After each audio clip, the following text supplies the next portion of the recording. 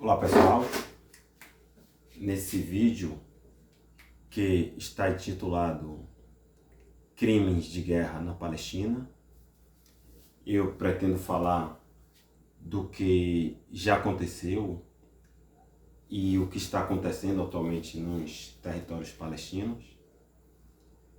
Esse título eu fiz inspirado em um livro que eu li do grande filósofo, o filósofo britânico Bertrand Russell, onde ele se propõe a denunciar os crimes de guerra do Vietnã, na época da Guerra do Vietnã. Então o título do livro era Crimes de Guerra no Vietnã.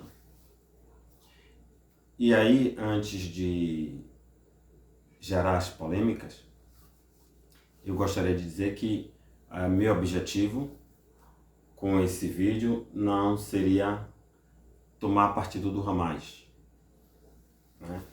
Quando eu venho evidenciar os crimes de guerra, né, que está acontecendo atualmente, que já aconteceram nos territórios palestinos, é tão somente porque os crimes de guerra do Hamas, que já aconteceram e acontecem atualmente, eles já estão bem evidenciados, documentados, noticiados pela mídia aberta, se passa o tempo todo, pela mídia oficial de Israel.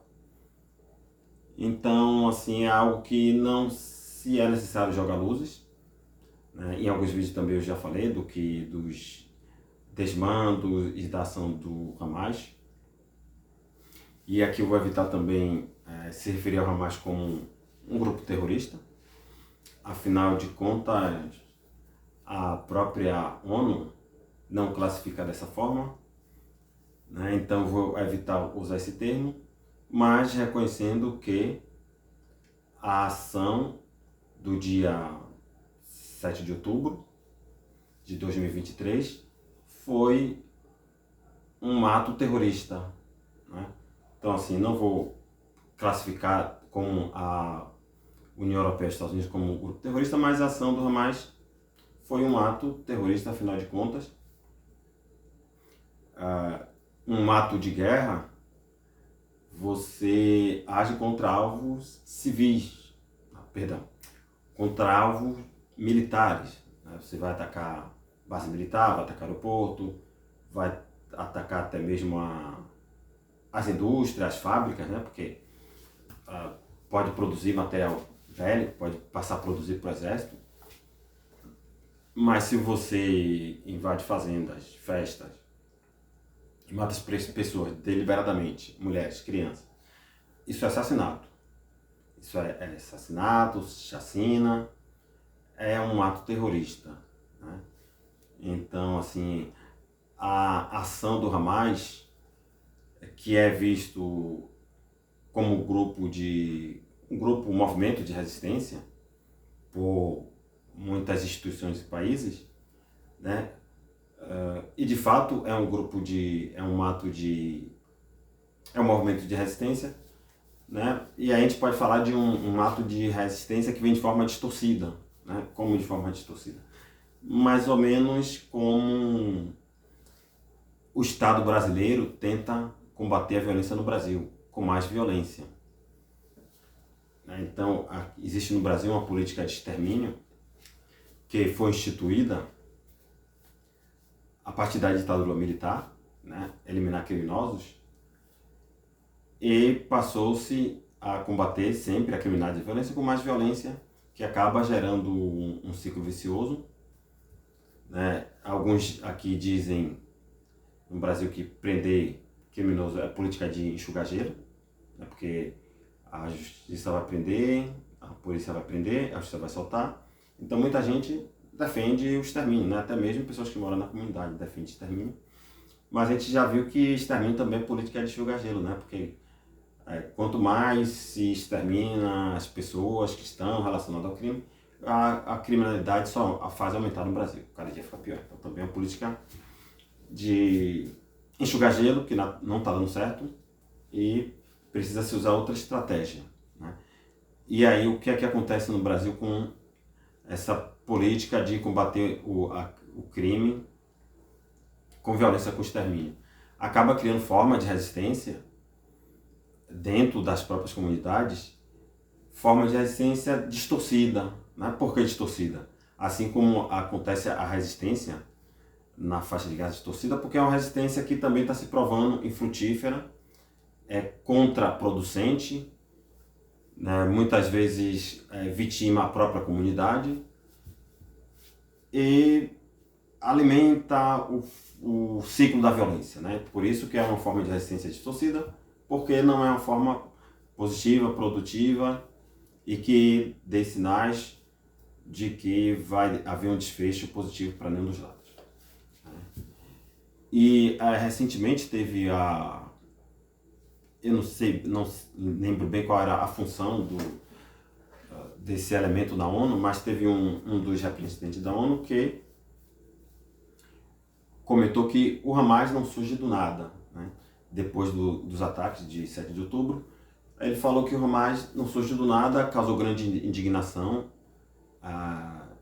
entre os governantes de Israel, pediu a renúncia desse representante da ONU, mas no final das contas ele tem razão.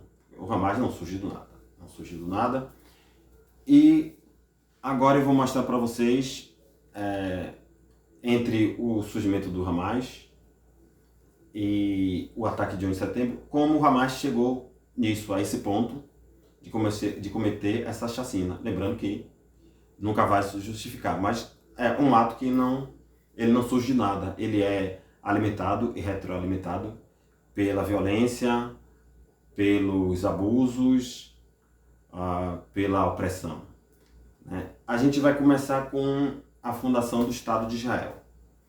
Né? Você tem a fundação do Estado de Israel, com um povo que vivia ali desde o século VII, os árabes, e com a fundação do Estado de Israel, várias famílias árabes que já estão lá há gerações, há séculos, são expulsas, simplesmente expulsas, para o lado onde se previa a criação do Estado palestino. Então, aquelas pessoas não tinham mais direito de viver ali.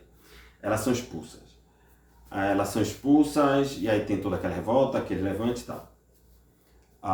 Vem as guerras, né, árabe-israelense, que aí a gente está falando não a guerra de Israel contra os palestinos, que nem exército palestino não tinha, como não tem até hoje, mas nações árabes. Depois dessa guerra, que Israel foi vencedora, Israel controlou quase toda a Palestina, né, acho que foi 75% do território. Israel passou a construir assentamento judaico na Cisjordânia, ou seja, começou a construir condomínios israelenses em território palestino. E o atual governo está falando em anexação, ou seja, os assentamentos que foram construídos naquela região, que legitimamente já estava previsto para ser o Estado palestino, foi ocupado por israelenses e agora, né, se fala em anexação. Né? Essa ocupação aconteceu, se não me engano, há uns 30 anos atrás, e já houve muita discussão, muito conflito por conta disso. No governo de Ariel Sharon, ele decidiu retirar esses assentamentos, não porque queria devolver as terras a seus legítimos donos, mas porque era muito caro manter os assentamentos ali, porque imagine, um assentamento israelense dentro da Cisjordânia, né, entre os palestinos, então o gasto, a preocupação com segurança era muito alta, então Ariel Sharon resolveu desmontar esses assentamentos claro, com protesto de vários assentados, né, que não aceitavam, né, queriam estar ali, continuar ocupando, se rebelaram contra o próprio governo israelense, precisou o exército ir para tirar alguns assentados, mas os assentamentos, só alguns que foram removidos, continuam lá, e está falando em anexação, ou seja, vai tirar mais território palestino ainda. O que a gente tem mais aqui? Quando vem uma segunda intifada, com a onda de atentados terroristas dentro de Israel, Israel começou como punição a cada terrorista, não consigo um termo melhor para usar, para não usar o termo terrorista, mas vamos levar em conta, né? Se o sujeito foi lá e cometeu um atentado suicida, praticou um ato de terror, tudo bem, vamos lá. Eu gostaria de usar outro termo. Né?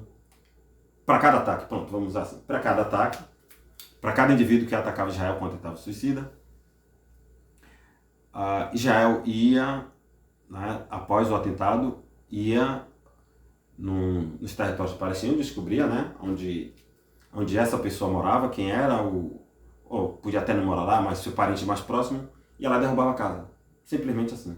Chegava com a retroescavadeira e anunciava com um megafone: olha, vocês têm 15 minutos para desocupar. E aí derrubava a casa, simplesmente. E aí eu pergunto para você, se a pessoa se recusasse a sair, o que é que faria? Derrubava a casa, com todo mundo tá dentro, a família toda, as crianças, ia matar todo mundo? Provavelmente sim. Porque se você dá ultimato, vai ter 15 minutos para sair, não sai, vai derrubar, vai matar todo mundo que está lá. E derrubou muitas casas, assim não tem o registro de alguém que tenha se recusado a sair e tenha morrido, mas as casas derrubavam mesmo. Derrubou várias casas. Né? E aí, isso a gente está falando, né, de eventos históricos até essa recente escalada. Né? Porque acho que não dá nem para falar de início de guerra, de início do conflito. Ter 7 de outubro como início de um conflito.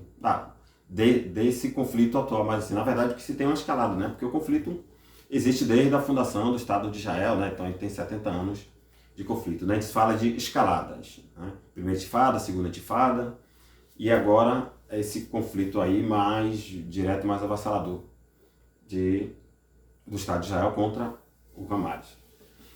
A censura. Nós temos aí a censura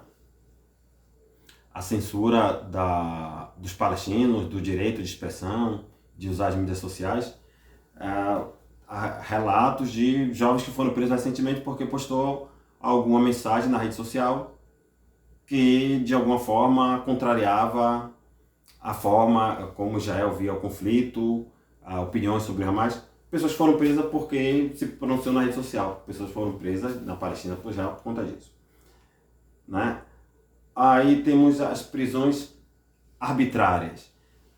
Estima-se que hoje há 6 mil palestinos presos nas cadeias israelenses, e são esses 6 mil prisioneiros que o Hamas reivindica que sejam libertados em troca dos reféns.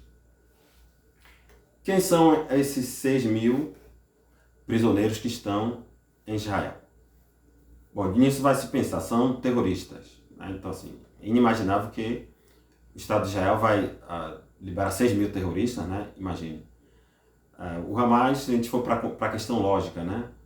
Questão lógica, matemática, econômica, o Hamas tem 224 reféns, prisioneiros. Israel tem 6 mil. Então imagine se você solta por aí 6 mil terroristas, né? Cada terrorista desse aí pode arquitetar, cometer um ato terrorista e matar centenas de milhares de israelenses. Não, gente, não são 6 mil terroristas, não são. O que acontece é que, como esse rapaz que postou algo na mídia, que desagradou Israel, vai preso.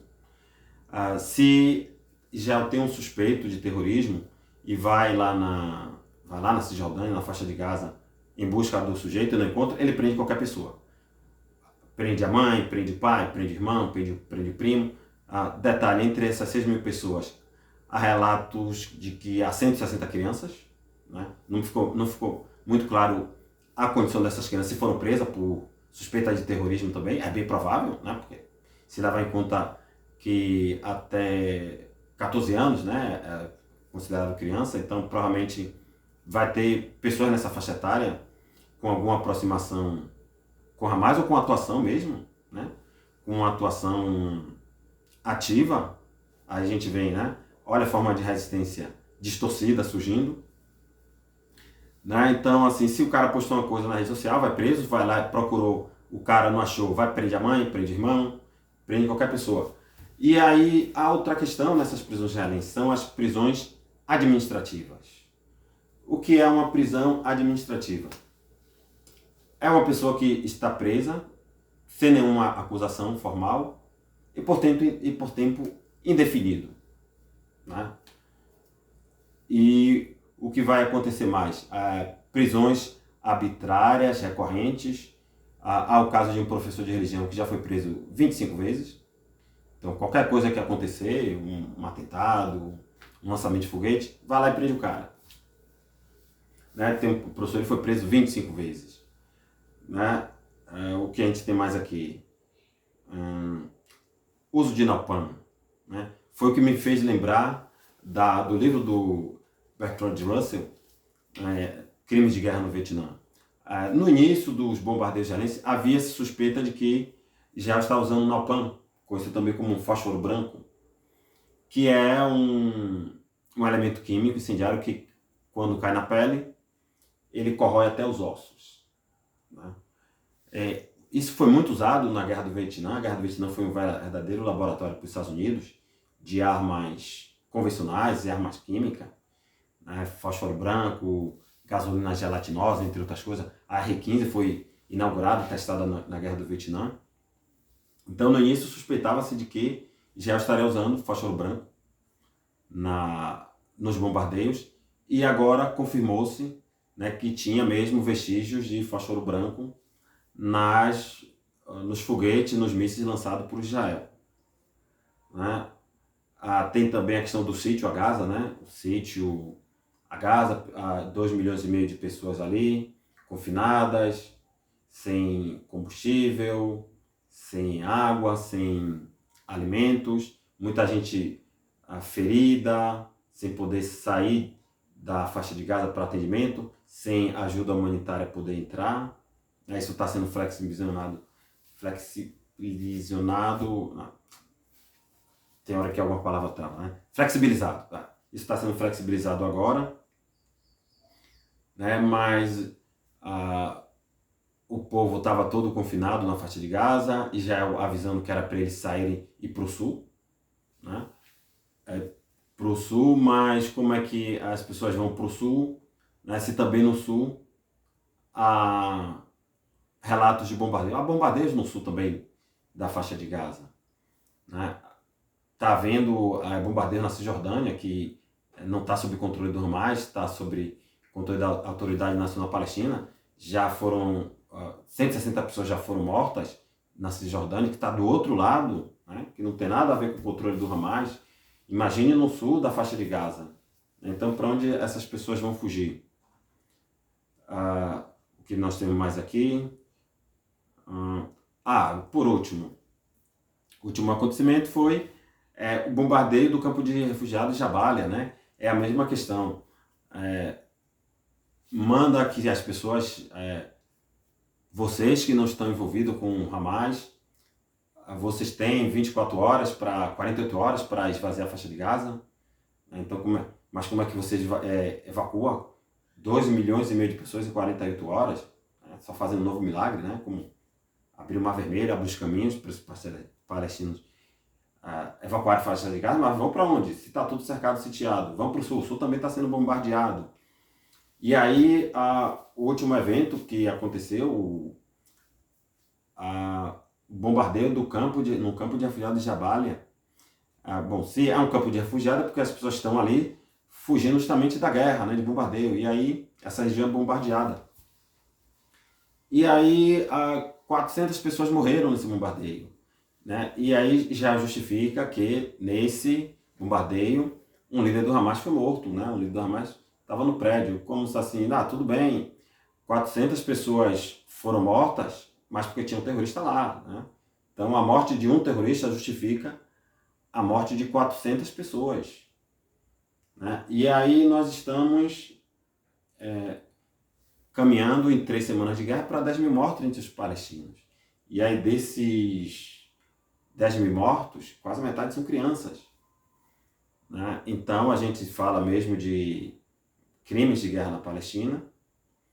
Né? Se o Estado de Israel fez alusão várias vezes às 1.400 pessoas mortas pelo Hamas, o extermínio dos judeus que aconteceu na Segunda Guerra Mundial, como podemos chamar isso também, o que está acontecendo na faixa de Gaza?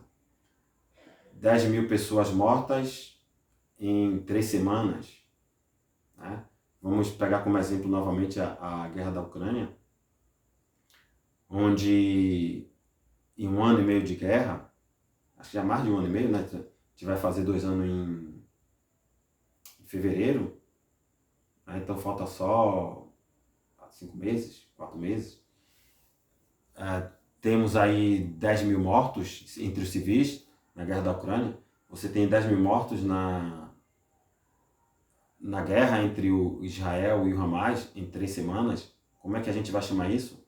Sendo que está falando da população civil, está falando de mulheres, idosos, crianças.